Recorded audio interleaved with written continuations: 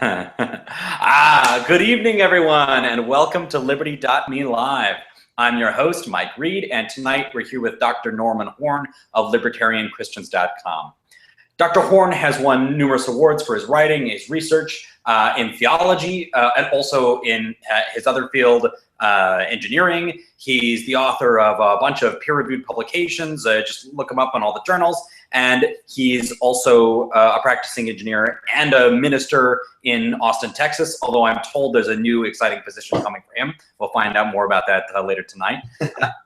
Norman, you and I have been corresponding on and off by email over the years about issues or about your organization and Liberty.me, but it's great to have you on a show on Liberty.me Live at last. Well, thanks, Mike. It is awesome to be here, and it's nice to meet you face to face. Wonderful. Norman, you're just coming off a great conference in Austin, the Christians for Liberty conference. And I wasn't there, but I know you had speakers like Lawrence Reed, Lawrence Vance, he's got a recent book about the drug war, Doug Bando, Sean Ritenour, lots of great speakers in the Liberty space who are also devout Christians. Can you tell us a little bit about what went on in the conference? Like what did I miss? Well, you missed an incredible event. I honestly think that we had one of the best lineups of speakers I've seen in almost any conference anywhere. It's pretty rare to get so many incredible scholars together. As you said, our keynote speakers were Dr. Lawrence Vance and Larry Reed. Larry is the president of FEE. A lot of people know him for his incredible work promoting various types of economic journal articles. He's written some amazing things about the Great Depression, about poverty, and then most recently he's written some really great stuff about Jesus. And he has a new essay out called "Was Jesus a Socialist?" Or it's actually that's the subtitle. The first title is "Render unto Caesar." It's a great essay, and I highly recommend it for everybody. And he's just a wonderful guy. A lot of people don't realize or know that he's been a lifelong Christian. And he's absolutely a phenomenal man. One of my foremost heroes in the Liberty movement today. Wonderful, wonderful guy. Lawrence Vance, of course, is a well-known author and columnist. And writes for Future Freedom Foundation. He's written for Mises. He's written for LRC. He's written for all sorts of different publications, and is well known for his work on war and on the drug war. So he's one of my favorite people in the space. I consider him kind of one of the prophets of our age in many respects, because he just says so many things that a lot of people just do not want to hear.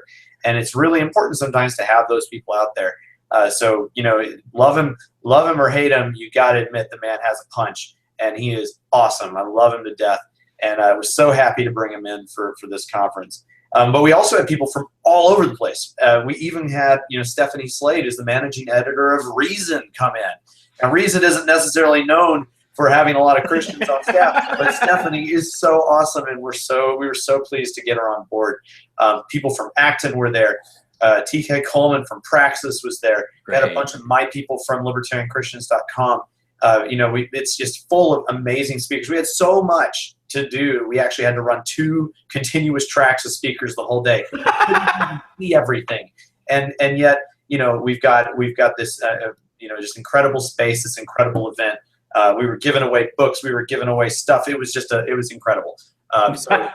That's fantastic. And it seems like one of the amazing things when you talk about this list of speakers that you can bring in to libertarianchristians.com. I mean, sometimes some Liberty writers, like of course the people at Acton, but also, sometimes you see a Lawrence Vance article where he's really going directly at Christian support for the warfare state. Yep. And you have a sense, when you read that, you're like, oh, I see, he's a devout Christian and he's coming at from that angle. But a lot of times, even you're reading a Lawrence Vance thing, he's not spending time in a sort of a Christian apologetics. He's just doing libertarian economic or analysis. And same with Larry Reed, of course. He's got a recent focus on the sort of the importance of values or of character, he says, in developing a free society. But again, he's not out there throwing.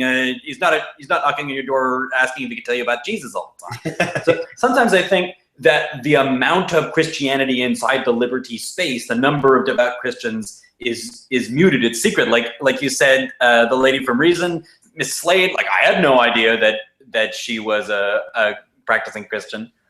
Yeah, exactly. And I think there's a couple reasons for that. One is that I think there's a very distinct sense in Christians right now, especially those of us in the liberty movement, that we really feel like we want to preach Christ through our actions and not just merely through words. And so by demonstrating to you, even to libertarians, like, we have no interest in executing force against you. We have no interest in executing force against anyone. That speaks to, and then when we say, they say, well, why would you say such a thing? Well, we say, well, that's because that's the way Jesus would act, and that's what that sort of behavior, that sort of rhetoric goes a long way in suggesting that this is really the nature of Christianity, and this is why we invite you to come along and be part of God's project in this respect. We want you to feel very comfortable in that you have an expectation of what we're going to be like, and if we can demonstrate that to you in whatever way we can, then why not do that? So we're very happy to wear Christ on our sleeve, in that respect, rather than try and point book, chapter, verse at the first moment we get a chance. Now, we certainly will give you book, chapter, and verse when you want an answer. We will do that. You give us any question, we'll do it. Lawrence is like that. Larry Reed's like that. Even, Stephanie's like that. We'll do that. Stephanie, incidentally, a lot of people didn't know that about her, but she's publishing articles just recently about why it's good to be a pro-life libertarian. Just published that a couple days ago, and we're out there. We're talking about this stuff, and so we want to engage libertarians in that for sure. Yeah. Wow. And I find my personal experience, I don't want to express too strong a bias here, but my personal experience is that if I'm talking to a libertarian, like I meet a new libertarian, I meet new people all the time through Liberty.me or through other organizations, and I'm corresponding with them, reading their articles, and I'm finding like this is an extra well-read, extra courteous, really enjoyable libertarian to be around. There's like a 70% chance that 2 months later, I'm going to find out that they're a Christian. Like, they're not running around telling me, but I just find that I'm developing a prejudice that libertarian Christians are some of my favorite kinds of libertarians. They just seem like really nice, thoughtful people, and then maybe it's that acting, that displaying grace through action thing you're talking about. Sure. I think there's probably a few reasons for that. One, on the to just put it in one way, it could be some selection bias, but I think there are some characteristics of Christian libertarians that kind of make us, on some level, more frequently predisposed towards that type of behavior. One is that we kind of see often this this convergence of these natural ethics that we see on the one side and our Christian ethics on the other, and when we see that harmonize, it produces this very interesting kind of mentality for how you want to treat people. When you see the golden rule as being kind of the flip side of the coin of the non-aggression principle, I suddenly have a full-blown ethic for how I should not treat people and how I should treat people. And that's a pretty cool thing if you kind of internalize that and start expressing that just in a very practical just human way. I think people kind of that's what happens. Another thing I think that makes us a little more predisposed is that we oftentimes feel rather alienated from all sides. Insofar as I actually just posted an essay today. I'm sure we'll talk a little bit about it. But 10 years ago, if you outed yourself as a Christian and a libertarian, it wasn't necessarily like a really popular position to take. It wasn't something that everybody was talking about. Yeah, there were people out there who were this way, but it wasn't something that was just imminently obvious. It was much more apropos if you were, say, reading Atlas Shrugged, you'd out yourself as a libertarian. Or if you had just come across the works of Mises or Rothbard or Hayek, to out yourself as a libertarian. But to come out and say, I am going to be unabashedly Christian and unabashedly libertarian, that wasn't necessarily something you did. And I think that that a lot of the work of people in the last 10 years, hopefully myself being included in that, has helped to at least make it more palatable, more accepted, that this is not just a possibility, that some, like, you might want to even maybe consider it, but like, this is a real philosophy. This is a real position. It's got substance. It's got theology. It's got ethics. We can defend it, and we can do it better than anybody else can. Yeah, well, it seems to me like it's a sleeper position. Like, it's been going along for a long time. You think about Jeffrey Tucker, Tom Woods, Sure. Robert Murphy, Lou Rockwell, all these, Larry Reed, all these giant names in the movement that have been doing it for decades. Yeah. It just seems like that foundation has been there for a long time, and it's just like finally we get to find out about it. But yeah, and that's a really interesting point. Why is it that it seems to be taking a little bit extra, picking up some extra steam now? Right. And I think there's one reason for that is that I think historically we've seen a number of people in the libertarian movement who've understood economics really well, and they've been, the Austrians in particular, have done all this great work in promoting good, sound economics. But it's not always the case that Christian theologians are following along with good economics. Now, it is the case that sometimes you'll find some great thinkers out there in Christian theology who understand anti-state ideas. Right, Tolstoy. Tolstoy being one, although he's a bit of an oddball. But I think about people like Jacques Ellul, or Stanley Hauerwas, or John Howard Yoder, some of these guys who are rather giant in Christian theology, who understood the violence that is incorporated in state activity, but they don't always get economics well. On the other hand, you got some people who understand good capitalism economics very well, but didn't always have, and from a theological perspective, but didn't always get anti-state ideas very concisely. Right. So I think that what we're trying to do and what I've been trying to do with libertarianchristians.com, and what we're continuing with our newer projects, is really fusing those ideas, just showing that the consistency of anti-state ideas, pro-capitalism ideas together in the coherent philosophy of libertarianism is the most consistent expression that we can come up with of Christian political thought. Right. Okay, so I want to take a moment here to talk about two what I think are the most common objections to the idea of a Christian libertarian project. And I want to do that by taking a moment also to promote something inside Liberty.me, which is a Liberty Guide that Graham Brooks, who is a libertarian Christian himself, produced. The guide is called Defend Liberty in the Church, and I'm just going to show that to you guys right now with us. Download it, it's awesome.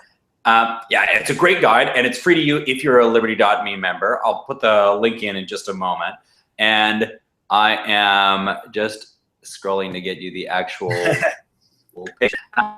So showing you here is I'm just scrolling around in this beautiful guide. I love what the artist did with this in terms of getting the image and the text together. Here's the cover, Defend Liberty in the Church by Graham Brooks. And one of the things that I think Brooks does really interestingly in this guide is talk about two major frequent objections that you see to the idea that there can be a Christian libertarian synthesis. And one of those major objections is what I call the libertine objection. That is the idea that libertarianism, because I think because it embraces nonviolence towards people who use crack or engage in prostitution or whatever, must necessarily embrace a kind of libertine personal ethics. Can you speak to that one first?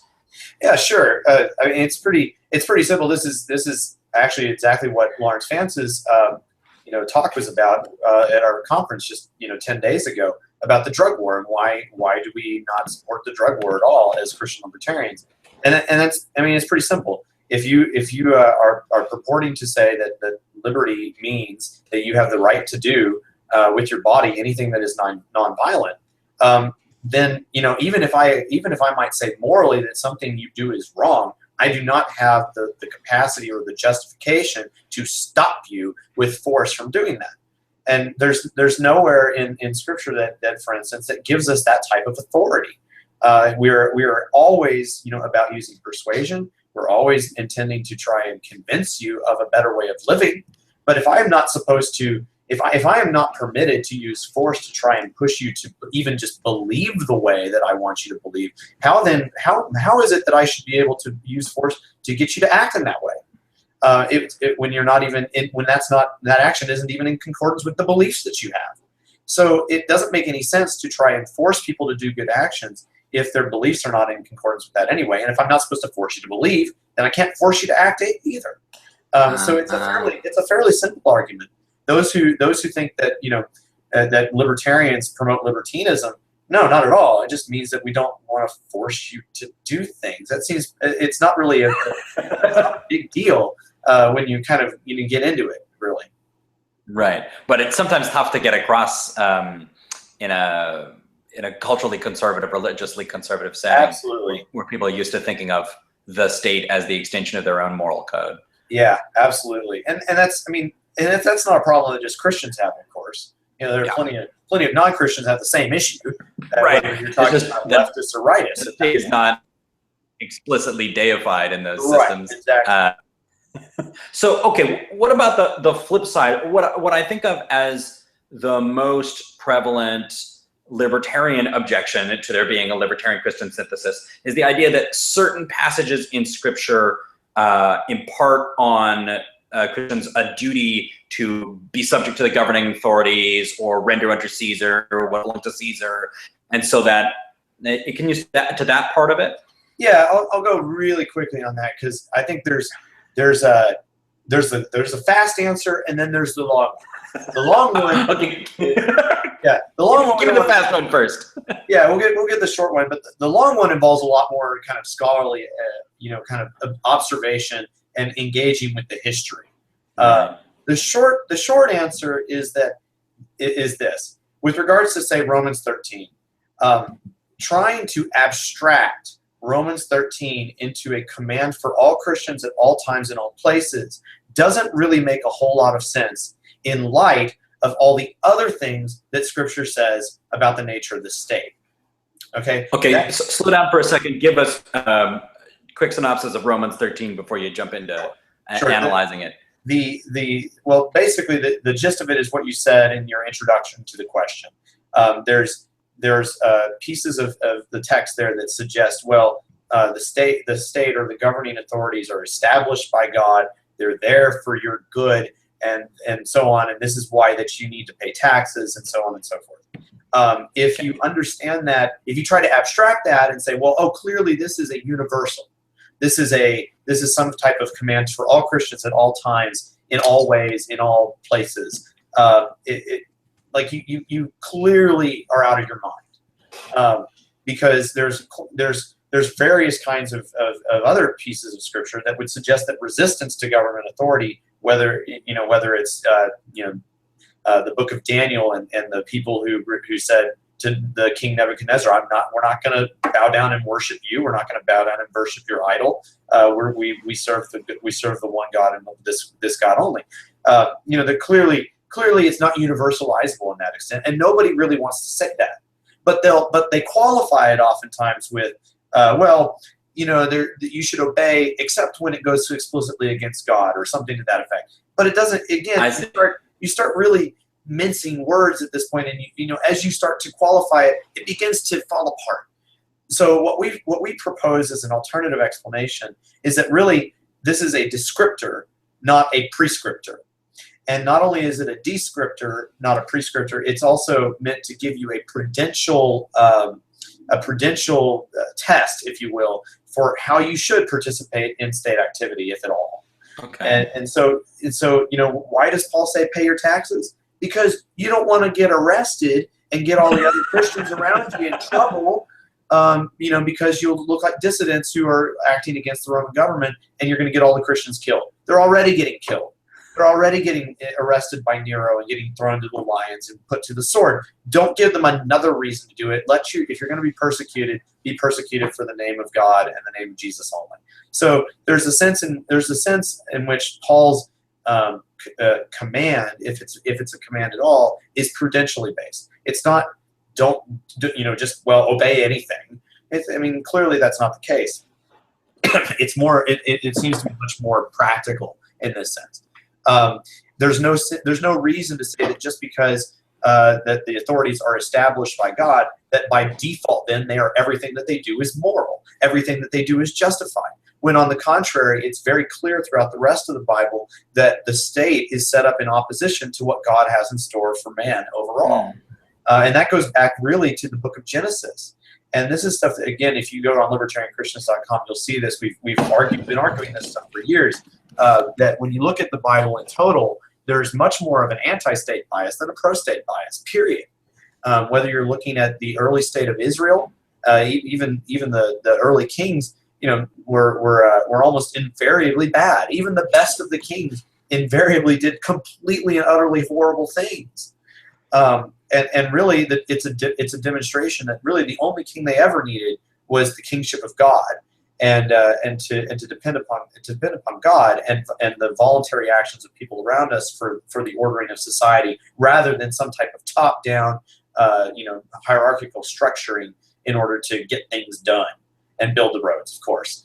But that's really the argument that we make as Christian libertarians, is that there's no justification for the state in the Bible.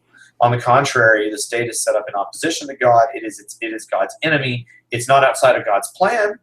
God knows what to do around it. It's not like this. It's not like the United States goes to war with Iraq and God goes, well, didn't expect that one. It's not like that. It's not some sort of justification at all. It's that God works with His people wherever they're at, in spite of the evil actions of other men. Okay, really helpful, and I'm going back again to thinking about that sense in which, in reading Romans 13 in the context of the whole Scripture, it becomes a message about what to do in a specific case or under a certain kind of circumstance, sure. Rather than a prescriptive statement. So I want to go back. You said there was a long answer. We don't have time to do a long answer today. There might be a future show, but I just want to show people. So Defend Liberty in the Church by Graham Brooks. Now, actually, things I didn't know when I first supervised getting this guide produced, I was not aware that Graham had talked to Norman, and you were actually an advisor to Graham on putting this guide together. Is that right? Yeah, just a little bit. I gave him some suggestions and some things that he might want to think about into putting it all together.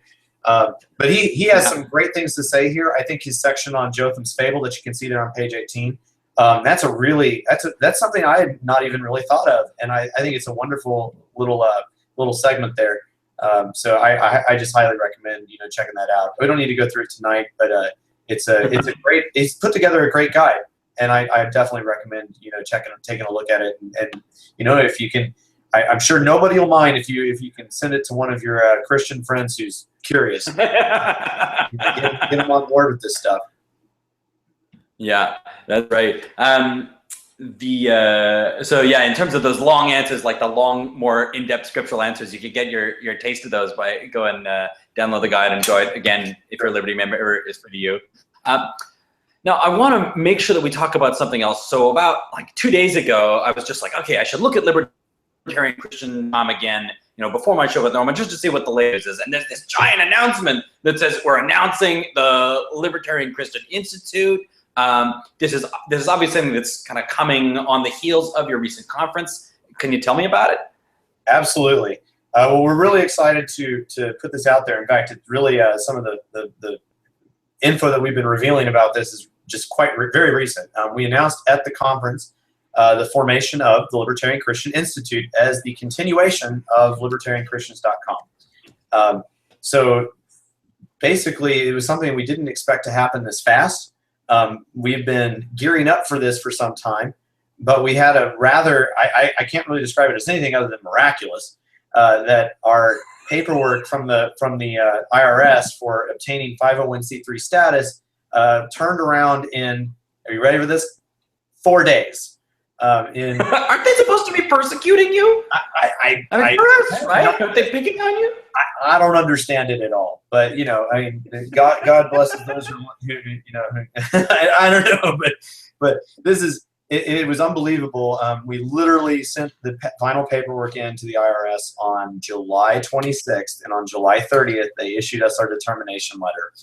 So the Libertarian Christian Institute is a recognized nonprofit organization under Section 501c3. So insofar as that's a good thing, we got it. So the organization is, like I said, it's a continuation of libertarianchristians.com. Our mission is to basically, continue the premise. Libertarianism and Christianity are compatible. It is the most consistent expression of Christian political thought. We want to tell that to the church, and we want to produce materials, conferences, and as much as we can tell people about this, whether it be online or in person. And so we're doing the best we can to produce the greatest materials that we can for all of our brothers and sisters in the church today, and to demonstrate to the church these ideas. So we're going to be doing that via conferences. We're going to be doing that by providing speakers as best we can to other conferences. We want to produce materials, Bible studies, books, anything we can do to get it in your hands so that you can learn, you can defend the faith, you can defend these ideas both to Christians and non-Christians, and be faithful to the gospel message ultimately. So we see that as a calling. We're doing this, as a work, as just a good work, because we feel it's the right thing to do. We definitely invite people to join us in it.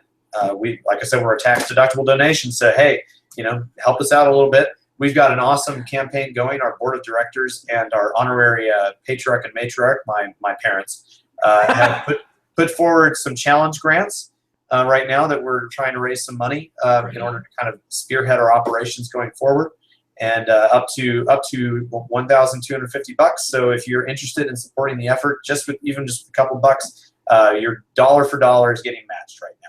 That's fantastic. Anyway, so that's the end of the advertisement. I won't ask for any more of that, but I want a little more advertisement because I don't yet know where to go. Is it like libertarianchristians.com/donate, or what's the spot? So if you just go to libertarianchristians.com, all you got to do is just look on the right-hand sidebar, and you will see a little donate button. And it's not super prominent because we want the message to be up front.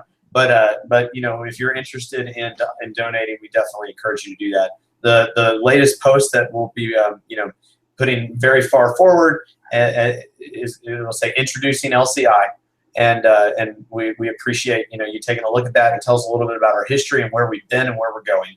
We hope that you'll join us in that. That's wonderful. Now I wanted to. I know we're getting close to the end of the half hour here, but I wanted to check in about something I really noticed in reading that new post introducing LCI, the Libertarian Christian Institute. Early in the branding, we need to say that name a lot of times, so I'm just going to say it over and over again like it's a rap album. Yeah. So the Libertarian Christian Institute, I noticed this. I'm reading this post, and I noticed the emphasis on presenting libertarian Christianity as the only or the most consistent political expression of Christian thought. Yeah. And to me, that seems like a really unique position. Like we've been talking about, guys, Robert Murphy, Jeffrey Tucker, more explicitly Lawrence Vance, Larry Reed, people have been working in this space for a long time, but there hasn't been a coherent effort to explicitly defend this position as a unified position so far. I feel like it's come in drips and drabs so far. Yeah, I see what you're saying, and first of all, we'd want to point out that we don't want to call it the only position you can take, because we don't want to be exclusive, so exclusive as to say you can't be a Christian unless you're with us. We recognize that that Christianity is much bigger than just our version or our expression of it. And not everybody throughout Christendom and history has been libertarian. So what we want to tell you is that and explain and defend is the idea that if you care about being a consistent Christian insofar as your politics are concerned, then you have to be concerned with certain elements of that, like how do you use force? What is the appropriate realm of government, and what is the appropriate function? What are all of these things regarding laws meant to do and ascertain and accomplish? We think, and we are willing to defend it theologically and through evident reason, that libertarianism is really the right way to think about it. And we look at it in the deductive type of process in the same way, like that. You don't Christians don't try and defend different kinds of mathematics. We're not trying to do something that anything other than that. We think this is the most consistent way of getting to the right answer or the best answer. But we don't want to exclude you either. We invite other Christians to become part of it and become part of the project. If all we're able to accomplish is just raising the level of theological conversation in the church about the nature of the state, and that helps to get people to think, to resist the ever increasing intrusion of the state into daily life, then I think we're doing something good. We're shifting the window of acceptability in what the government is able to do and not do.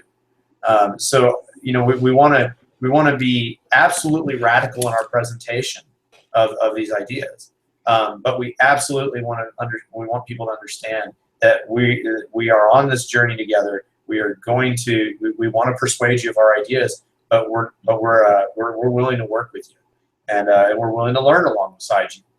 So that's what we want to present to the church. We're not trying to separate ourselves, start a new denomination, something like that.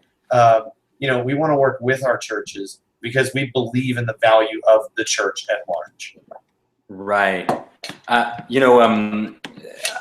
find it comforting to hear you speaking about different traditions. I'm here just outside of Winnipeg, which is like the home of Christian commie socialists, what they call social gospel here.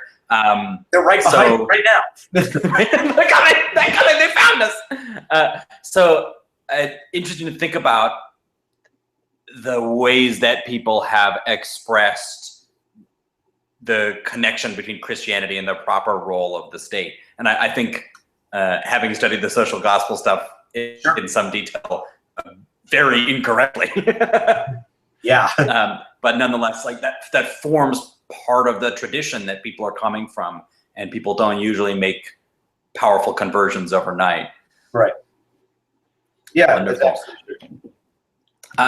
Now, there was a question from the audience. Reagan asked, hey, Reagan. Hi, Reagan. Reagan asked about Romans 13 on libertarianchristians.com, but it looks like our guest, another guest has already responded. But can you tell us, I was interested about this too. We were talking about the detailed account. I like the Graham Brooks account. It's exciting. But could you tell us, like, what's the name of the article or the address of the article we should look for on libertarianchristians.com for that like headline Romans 13 argument that people always bring up? Yeah, what you're looking for is there's a couple articles I would suggest. And you can just Google, if you do, site libertarianchristians.com, and then search for two things. Search just for Romans 13, and it'll bring up an article that's called New Testament Theology of the State. Look for part 1, which is about render unto Caesar, Matthew 22, and Matthew chapter 4. And then the other one, part 2, is specifically about Romans 13. So those two articles are very, I'd say they're pretty important in that space. Another one that I wrote a few years later, which I think is kind of it's like a really quick kind of bullet point version of why actually Romans 13 doesn't work real well, and why other passages in Scripture are actually more important in understanding Romans 13. It's titled Romans 13 is not the beginning and end of theology.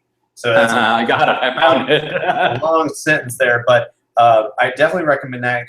It'll link into a lot of other stuff that I've written, and it'll help a little bit. It's a great. I think it's a really fun little piece to get you in a lot of different directions and kind of giving you a cohesive approach to the whole thing. Another thing I'd suggest that'll be helpful is last year at the Christians for Liberty conference, I did a presentation which is recorded. You can watch the video. It's on our YouTube channel called The Biblical Foundations of Christian Libertarianism. And it's about 30 minutes long, but it gives you a swath of stuff to kind of think about and ponder upon, regarding the basis of why we think the way we do as Christian libertarians. Wow. Yeah, I'm just pulling that one up for later enjoyment here. Share with the crowd too. That's wonderful. Now, Norman, I really appreciate you coming on to talk with us. I'm excited about the launch of libertarianchristians.com. As I say, I just keep finding out that libertarians I really like are Christians. So I think I look forward to the growth here. Dear audience, the way I like to close up a show each time is I like to give a link that people should follow to find out about your stuff, something they should follow for more Liberty.me stuff, and then turn it back over to you for the last word. Oh, wow. The last word? So obviously the place to go, we've said it like a zillion times, I'll say it again, for more Norman Horn and more on the new Libertarian Christian Institute is libertarianchristians.com. By the way, are you guys keeping that address for the Institute, or is it going to change? We sure are. It's libertarianchristians.com. We're trying, you can find us, there perpetually. Part of the reason we wanted to keep it that way for the Institute was that it's a brand that's already known. Right. So, we've got a large number of subscribers, and, it's only growing. And we've got a huge presence on Facebook. We've got a large Twitter presence. I mean, everything is, it's all centered around that right now. So we might as well keep it going. Right. So my little baby is growing up and taking on its own life of its own. So it's good. It's really good. So you will always find us there. Beautiful, beautiful. I also want to tell people about a show that's upcoming tomorrow night. We have another edition of Unbiased America with Wayne Allen Root. Little known fact, the most muscular host of Unbiased America is also himself the most devout Christian host of Unbiased America. That's Will Rickardella, yet another sleeper agent libertarian Christian. So this is on tomorrow night at 8 Eastern, and they've got Wayne Allen Root, a former Libertarian Party vice presidential candidate on. Should be a very interesting talk with those guys. Very interesting. Yeah. Yeah, so I'm looking forward to that one tomorrow night. So please join us there too. Now I'm going to turn it back over to Norman for the last word. Sure. Well, let me I guess close with a bit of a word of encouragement to you as both libertarians who aren't Christians and Christians who are libertarians as well. If you're a libertarian and you're not a Christian, that's all right. We invite you to join us. Take a look at what we're about, and we hope that you're encouraged by it. Right? We hope that you realize that Christians are not your enemy, first and foremost. And we encourage you to just look at what we're talking about. Maybe you have a really bad taste about Christianity. Maybe you've been wounded by the church. Maybe that other Christians have treated you poorly. I'm really sorry about that. And we hope that we'll maybe change your mind a little bit about what we're about. Maybe you'll see that the way of Jesus is a little better than that. And maybe we can encourage you to join up or learn a little bit about what we're doing. For the Christians out there who are libertarians and you're seeking to be better understood by your fellow libertarians, by your fellow Christians, we invite you to join us as well. We hope that we've encouraged you with the best material that we can, giving you the theological and intellectual ammunition necessary in order to defend your ideas appropriately and when you need to before both the church and the world. We're doing the best we can to help you, and we invite you to join us in that. We've got programs in place that we're trying to bring Christian libertarians together. Our biggest one right now is our small groups program. We're trying to build meetup groups all across the United States. It's a very difficult project. It requires dedication. It requires a lot of work on our part and on your part if you want to get it started. But it's well worth the effort. It's not often that you can get even a couple of Christian libertarians in the same chat room and online. It's a lot. But it's really, really important that we do that in meet space. We've got to start doing that, and you would be surprised at how many are around you. So if you're interested in that, please go to libertarianchristians.com /groups and learn a little bit more about our small groups program. If you want to be a leader, contact me there. We'll try to get you started as best we can. Stay in touch with us. Look for our conferences. Look for where we're going to be. We have big plans in the coming year, from hiring an executive director to being at all sorts of different conferences next year. And hopefully, if we can raise the right funding, we'll host another conference next year. It's going to be a little crazy because I've got to do a position that's coming up. I'm moving to Boston very soon. I've got a postdoc I'm doing with MIT, and it's going to be crazy. And hopefully we're going to get this conference together, though, and we'll do the best we can on supporting you. But we hope that you'll join us. If you'll help us out, we promise to be faithful to the message. And if you'll join us, we'll do the best we can to support you. Wonderful. That's great. Thank you so much, Norman. There are many words of encouragement coming from out of the comments. I hope you have a lovely evening. Thank you for joining us once again. Thanks, Mike. It's great to be here with you. Absolutely.